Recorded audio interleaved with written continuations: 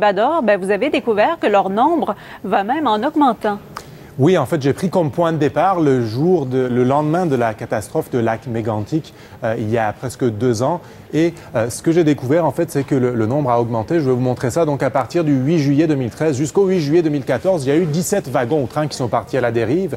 Et à partir du 9 juillet 2014 au 27 mai 2015, c'est les données les plus récentes qu'on a réussi à avoir de la part du Bureau de la sécurité des transports. Il y a eu 26 trains ou wagons qui sont partis à la dérive. Mais il faut remettre quand même ces nombres en contexte. Il n'y a pas eu de conséquences graves. Il n'y a personne qui a été blessé. Il n'y a pas eu de déversement ou de fuite de produits dangereux. Bon, vous avez enquêté sur un cas en particulier, 2 wagons qui ont carrément traversé la frontière là, entre le Canada et les États-Unis. Oui, c'est le seul cas qui suscite quand même des interrogations, je dirais. C'est le 29 octobre 2014, 2 wagons chargés de bois d'une petite compagnie de chemin de fer, la Kettle Falls International, qui appartient à une plus grosse compagnie de chemin de fer, Omnitrax Canada, qui ont déraillé pas loin du poste frontière ici à Laurier. Ils ont commencé à dérailler à partir d'ici et ils ont continué leur chemin jusqu'à ce qu'il y ait un premier wagon de dérive aux États-Unis à 13 km au sud de la frontière environ. Puis le deuxième wagon, finalement, s'est arrêté à 16 km plus au sud de la frontière. Donc ça suscite quand même quelques interrogations. Je vais vous laisser écouter Ian Naish, c'est l'ancien directeur de la sécurité des enquêtes ferroviaires au Bureau de la sécurité du transport. C'est pas trop commun.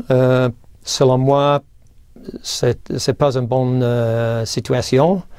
Il y avait un problème avec le dérailleur entre le gare de triage et la voie principale. Et à cause de ça, les 2 wagons sont partis en dérive sur la voie principale. Et les gardes frontières américains, je leur ai parlé, ils me disent qu'ils sont inquiétés pour la sécurité du public parce que la voie ferrée traverse l'autoroute à plusieurs endroits plus au sud. Et j'ai demandé à la compagnie ferroviaire, à Omnitrax Canada, qui possède cette petite compagnie-là, ce qu'ils en pensent. Ils m'ont dit que l'incident de la KFIR, l'automne dernier, avait pour origine un acte de vandalisme qui développait constamment de nouveaux processus d'inspection pour rendre le réseau Omnitrax plus sécuritaire.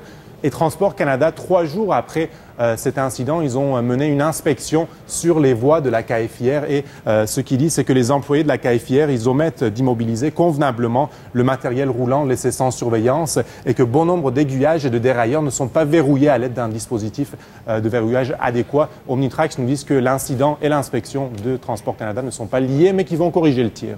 Merci, Bador. Au revoir.